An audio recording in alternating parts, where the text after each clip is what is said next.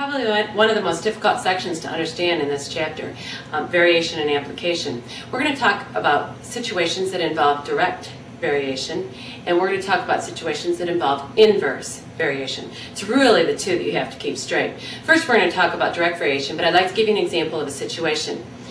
If, and I've already used this example once before, if I were to work at a pay of $7 per hour, and I worked for $5, for 5 hours, I would get paid $35.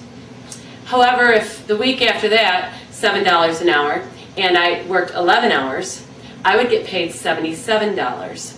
As my input, the number of hours that I work, goes up, my output, or the dollars that I get in my paycheck, goes up as well. That's called a direct variation. And a direct variation is defined by the equation y equals k times x. In the situation that I just gave you, I would say to you that my input is my 5 hours, and I'm going to go ahead and use this as an example. My x value, and I'm going to state that let's let x equal 5, and my output in one of my examples was I earned $35, and so what I want to do is find my I forgot what the letter, variation constant. I'm sorry, I lost track of my variable. K, the variation constant, I want to find out what that's equal to. I substitute in the $35, I substitute in the $5, that's my independent variable. I get to choose how much I make each week, that's why I put that in for x. And again, I put in 35 for y. I'm going to solve this thing for k, and I'll find out that k is equal to 7. That's the $7 per hour that I'll make. And now I'm going to write an equation that represents this direct variation, and the equation is going to replace, for k here, I'm going to replace a 7. And I'll have y equals 7x.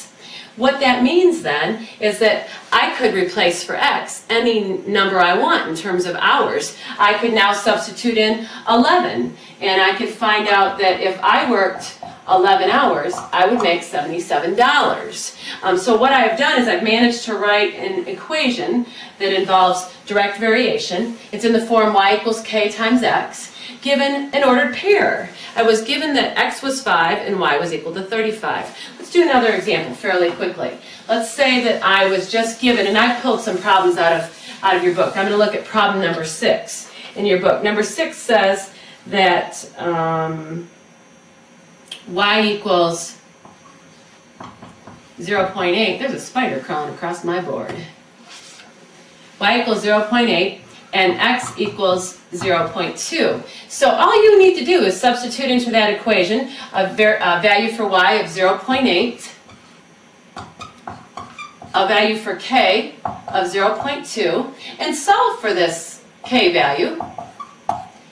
So we divide both sides by 0.2, and we find out that k is equal to 4. Again, the variation constant in this direct variation is equal to 4. So you can now write an equation, a linear equation for me, and that is y equals k, or 4, times x. If this were a situation, I could now plug in a value for x and find my output for y. This is an example of direct variation. Our next segment here is going to look at an application of that. Number 8 in your homework for section 5.8 reads as follows. The average weekly allowance A of children varies directly, so it tells you directly, as their grade level, G. It is known that the average allowance of a 9th grade student is $9.66 per week.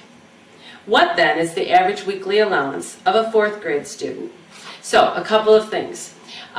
They have said in the story here that it varies directly. So you know that y equals k times x is going to be the equation that you use because that's the equation for a direct variation.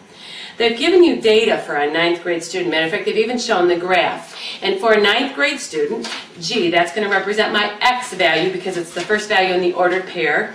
They've said that their allowance on average is $9.66. So by giving you, excuse me 1 minute. By giving you this ordered pair, x is 9 and y is $9.66, they have basically said to you, develop a form of this equation by plugging in for x a value of 9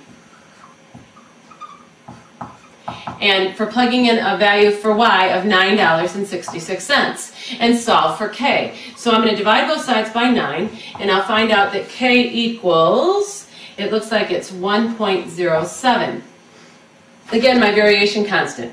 So I'm going to plug into this statement now that k value of 1.07, and I would now be able to predict for any grade X, this was 9th grade, but for any grade X, I can now predict the average allowance for that student. In particular, they asked me to predict for a 4th grade student. So I would plug in a 4 for X here, and I would find out that the average weekly allowance for a 4th grade student, and this must be some national data or something, is equal to $4.28. That's it. I'm looking first to solve for k, plug in k into this basic equation, and then sometimes use it to interpret. Number 12 in this very same section is the example that I'd like to look at next. It's about cameras and apertures. It reads, the relative aperture, or f-stop, of a 23.5 millimeter diameter lens is directly proportional to the focal length f of the lens. Please notice that it said directly proportional. That leads you to the y equals k times x equation. If a 150 millimeter focal length has an f-stop of 6.3, find the f-stop of a 23.5 millimeter diameter lens with a focal length of 80 millimeters. Now, because the last sentence asks me to find the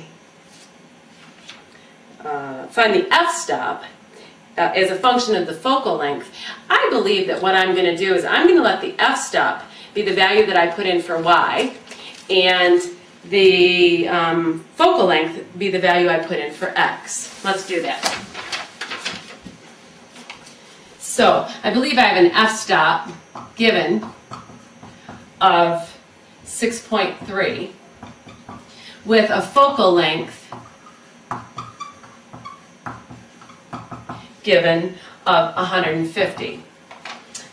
Again, what I'd like to do is I'd like to call this y and I'd like to call this x, because later in the problem they asked me to substitute 80 in for a focal length and find the f-stop. And I like to have y alone. Now I really could do this the other way. It really doesn't matter. But remember, for direct variation I have y equals k times x. So I'm going to put in for y a 6.3. And for x I'm going to put in 150.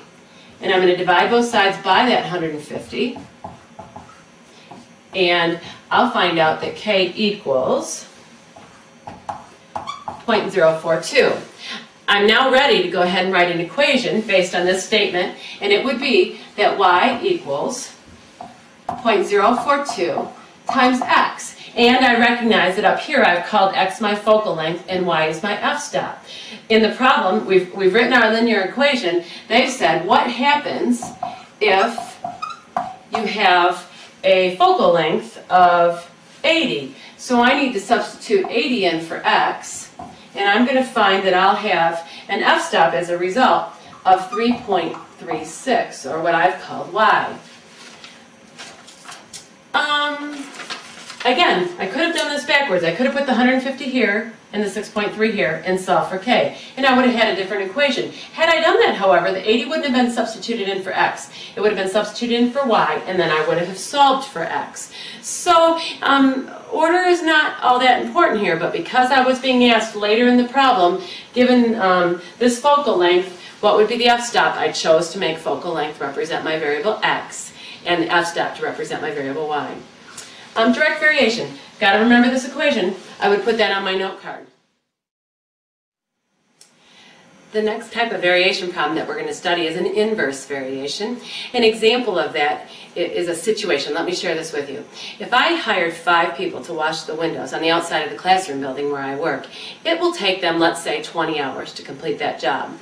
Let's say that I decided that wasn't quick enough. I wanted that work done faster. Well, I'd have to hire more people to do that. So I'd increase the 5 people to, well, let's just say 9.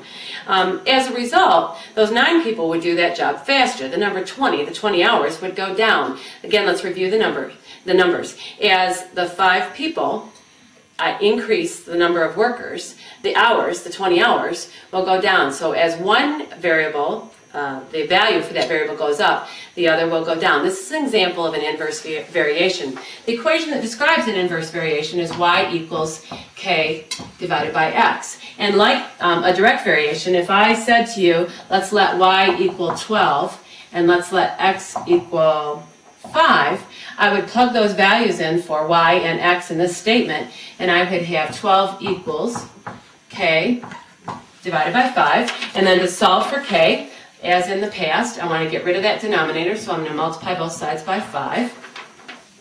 And I'll have k is equal to 60 for this inverse variation. So I'll come over here and I'll go ahead and write the equation to represent the inverse variation, and it will be y equals 60 divided by x. This is objective C in this area. Let's do an application involving inverse variation. I'd like to look at number 22 in this section. Again, chapter 5, section 8. Number 22 reads, the time t required to empty a tank varies inversely as the rate r of pumping. If a pump can empty a tank in 45 minutes at the rate of 600 kilometers per minute, how long will it take the pump to empty the same tank at the rate of 1,000 kilometers per minute? Now, first of all, in the very first sentence, it says that it varies inversely, so that's your tip. However, you should know that if the flow rate goes up, that the time should go down, so that you should expect an inverse variation as well. So that's your other means of knowing that. Let's go ahead now, and some people will question, of the data that was given to me, how do I know which is x and which is y? I can say this to you, that if time is represented, time tends to be the variable that represents x, or what we call the independent variable. So in this case, I was given the flow rate of 600 kilometers per minute, and I was given the 45 minutes. I'm going to let x represent the 45 minutes and y represent the 600 kilometers per minute. The other giveaway for that for me, and actually, you know, again, it really doesn't matter. In this particular case, they do give me the flow rate, so they're giving me y based on how I've established this, and we'll go ahead and deal with this problem this way. It'll work just fine. I'm going to substitute in for y here 600. I'm going to substitute in for x 45. I'm going to multiply both sides by 45 to get rid of that denominator, and I'm going to find out that k is equal to 27,000. All right, so I'll come on over here and I'll say y is equal to 27,000 divided by x. Now I just have to remember how I let my variables be represented, and they go on to say that if we had a rate of 1,000 kilometers per minute, what would the time be? Now, if I use y to represent my kilometers per minute, then I've got to put in for y here 1,000 and solve for x. And so it looks as though I'm going to have to multiply both sides by x to clear that denominator. I'm going to put a line here so we can see our work. And I'll have 1,000 x equals 27,000. And now I'm going to divide both sides by 1,000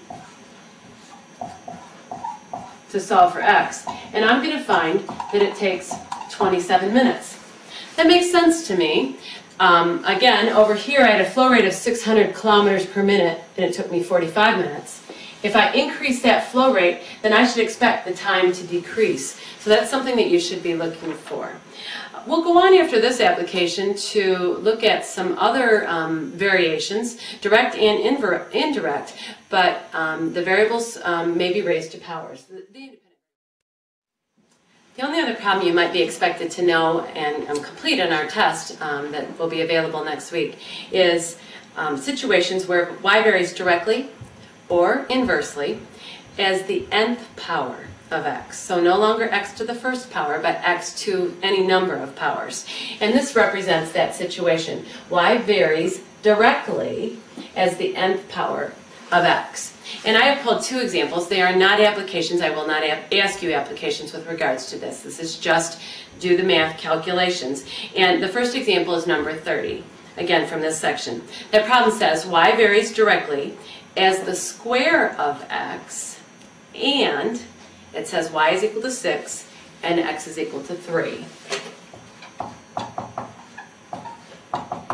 So I just like to jot that down for myself to keep things straight, and let's substitute the values in. So y is 6, it says x is 3, and it says it varies directly as the square of x, so I need to put in a 2 for n because it says the square of x. And then I need to take that value and find it. In this case, 3 squared is equal to 9, so what I have here is 9k equals 6, and I need to solve for k, so I'll divide both sides by 9, and I'll find out that k is equal to 2/3. I'll come back up to the expression that represents this situation, and I'm going to substitute in a 2/3 for k, so y equals 2/3 times x. But I have to be careful because it says it varies as the square of x. I have to put x to the second power. And I've written the equation that represents this situation, given these values for x and y, and that we have a direct variation with the square of x. Finally, our last example for Chapter 5. This is a situation where y varies inversely as the nth power of x, just like the problems we had before, where we had y varies directly and y varies inversely, but now we have the nth power of x. The statement is essentially the same. The example that I'd like to use is number 32, and number 32 says, again, let's let y equal 6, and let's let x equal 3. But let's substitute it in the same places, in the correct places. But it says y varies inversely as the square of x. So I'm going to substitute in a 6 here and a 3 here, and I again have to square that x. But now I have 6 equals k over 9, unlike the last problem. And to solve for k, I have to multiply both sides by 9. And so I have 9 times 6 is 54, which equals k. I'll come on over here and substitute that into the original expression that represents this situation. Y is equal to k is 54, over x, in this case, x squared, and I have the inverse variation in the appropriate equation that works given this data. This concludes Chapter 5. Please continue to watch the videos, review them for the situations that we've covered. A lot of material here.